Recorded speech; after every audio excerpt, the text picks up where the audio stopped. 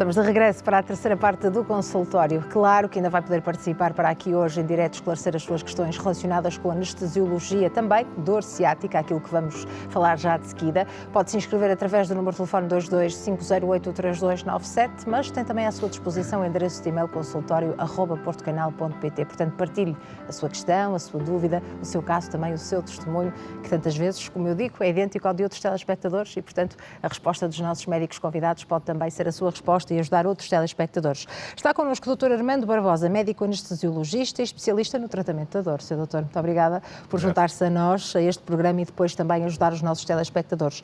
E dizia, tal como há pouco falávamos de enxaqueca, falamos de uma dor incapacitante, que falamos também para uma grande percentagem da população e o mesmo acontece na dor ciática, não é? Não Sim. escolhe género, não escolhe idade e também pode tornar-se muito incapacitante. O que é a dor ciática, Sr. Pode. Doutor? Eu gostaria de fazer-nos uma ressalva, que é o facto de algumas pessoas poderem achar estranho de ser um anestesiologista a falar Sim, desta questão. muito bem. Mas os anestesiologistas foram os que tradicionalmente iniciaram as unidades de dor a nível internacional e mesmo a nível nacional também. Atualmente há mais médicos e mais especialidades envolvidas, mas são os anestesiologistas, de uma forma tradicional, que tratam a dor, não excluindo, Claro. obviamente, outras especialidades. E a dor crónica, e isso vem um bocadinho em resposta àquilo que perguntou, a dor crónica é essencialmente uma dor provocada pela coluna vertebral. Pronto, e a coluna vertebral, a patologia da coluna vertebral é uma das causas, não a única, mas é uma das causas da dor ciática, que não é um termo muito correto, ou seja, a dor ciática é mais um sintoma que se refere a qualquer patologia que possa provocar dor no nervo ciático, Claro. mas há muitas. Podem ser da coluna vertebral ou não. Claro. E, portanto, quando as pessoas referem dor ciática, porque é aquele termo mais popular e mais conhecido, referem-se a uma dor no fundo das costas e que muitas vezes irradia pela perna, não é? Sim. Mas nem sempre, então, tem a ver com o nervo estar comprimido, é isso? Habitualmente tem a ver com uma compressão do nervo e essa compressão pode ter várias Sim. causas. As pessoas normalmente referem-se à dor ciática, e por isso é que pode haver alguns erros na forma como se referem a essa dor, a uma dor que começa na região lombar e depois irradia através do membro inferior, habitualmente até ao pé. Pronto.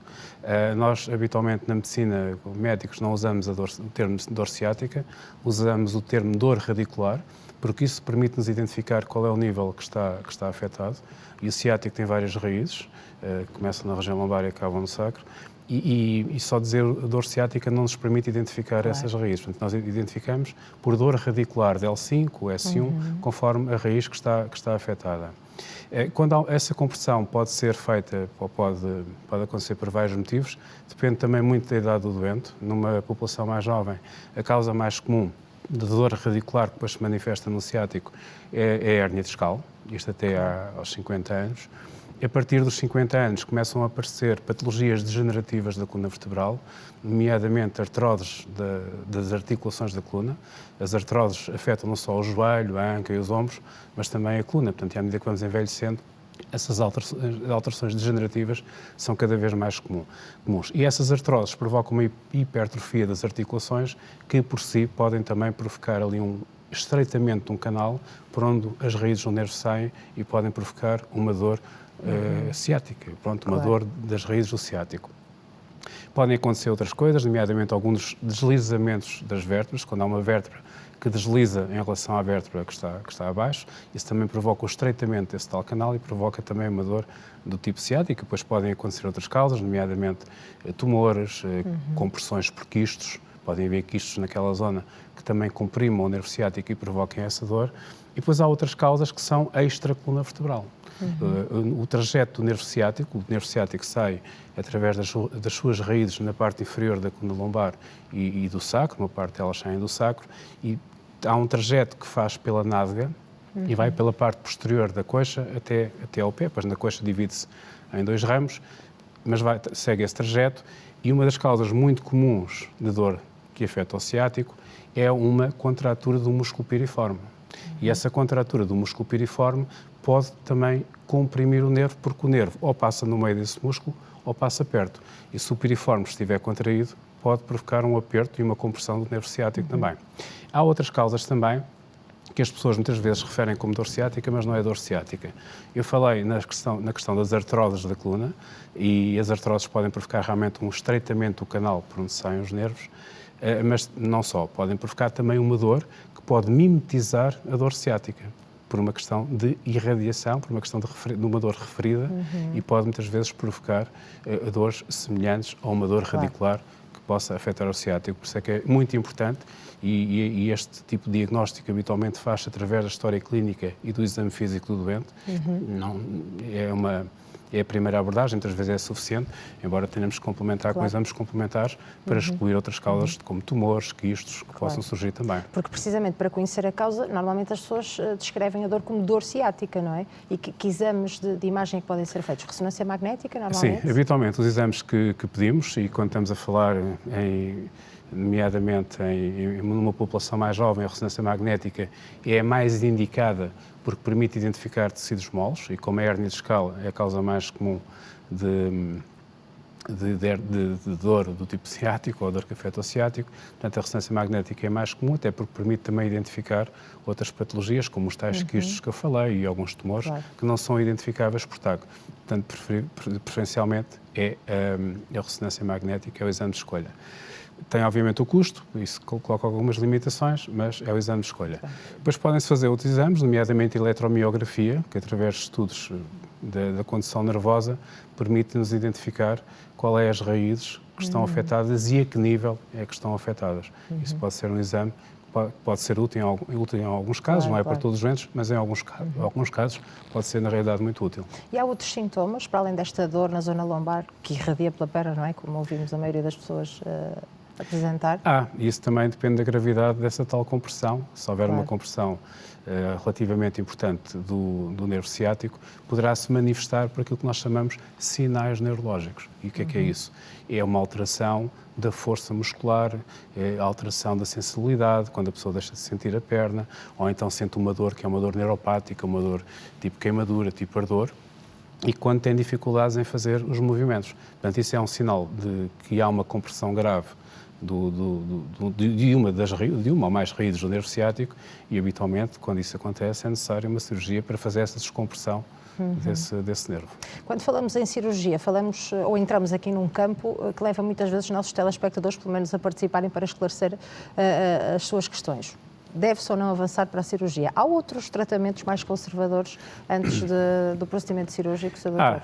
Aliás, a dor lombar deve ser essencialmente, numa primeira fase, tratada de modo conservador. E, aliás, podemos dividir o tratamento deste tipo de dor em 3 fases.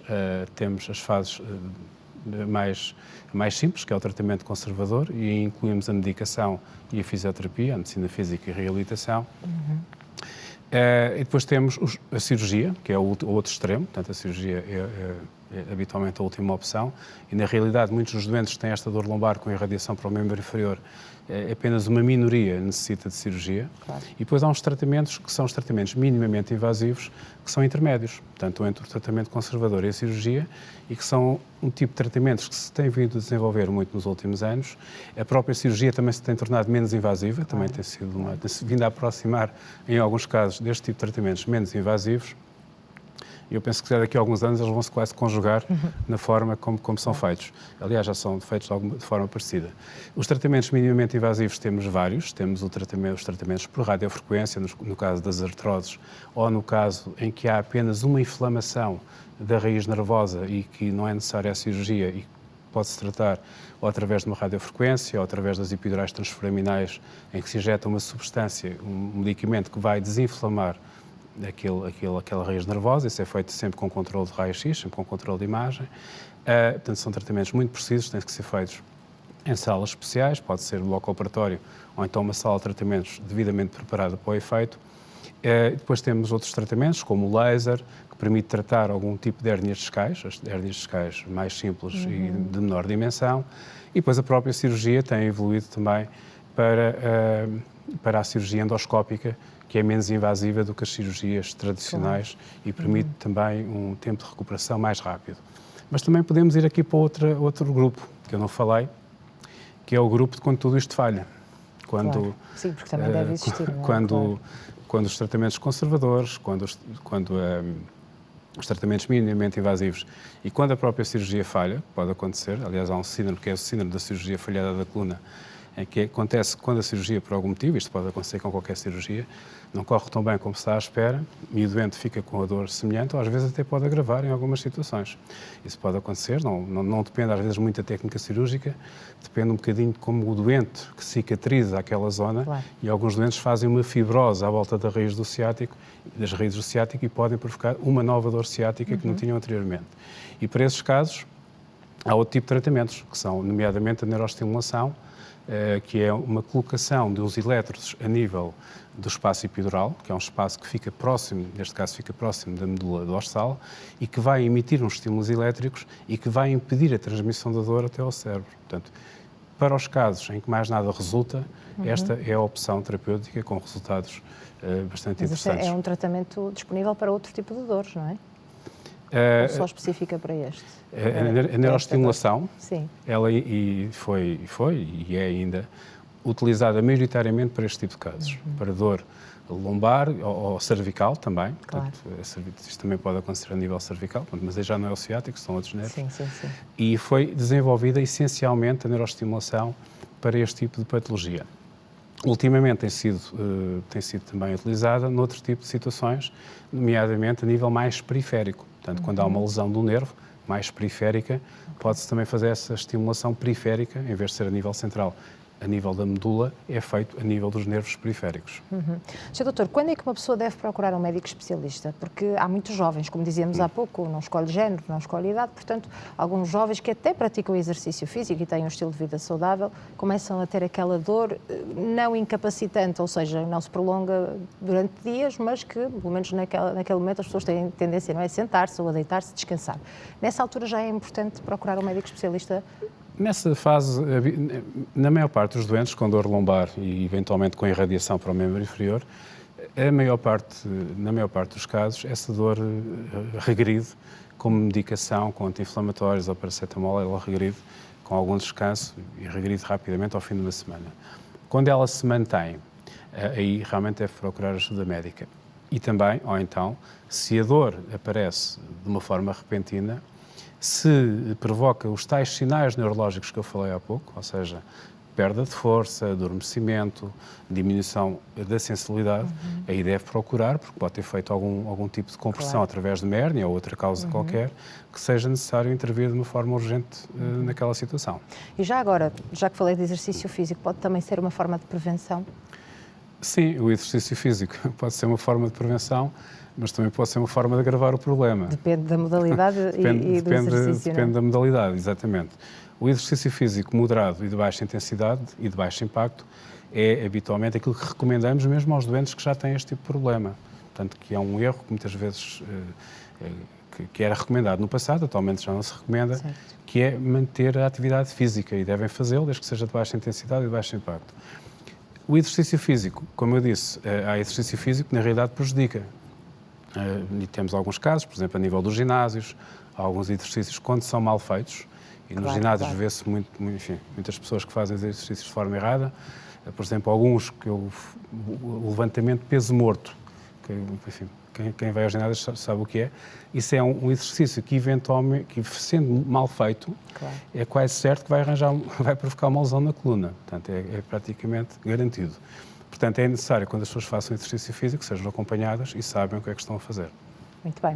Sr. Doutor, muito obrigada pela sua presença neste programa. Vamos agora ouvir as dúvidas dos nossos telespectadores. Portanto, se tem questões relacionadas com dor ciática, deixe-me usar este termo, Sr. Doutor, para todos percebermos, e lá em casa também, dor ciática, outra questão que diga respeito à anestesiologia, deve marcar o número de telefone 225083297 para se inscrever. Já sabe que aqui vai poder falar diretamente com o nosso convidado médico especialista. Tem também a oportunidade, então, de enviar por escrito a sua pergunta, o seu caso, o seu testemunho. Temos todo o gosto em ajudá-lo. Após este curtíssimo intervalo que vamos fazer já de seguida, tem então os minutos que seguem de pausa para se inscrever. Aproveite esta oportunidade na edição de quarta-feira do consultório. Até já.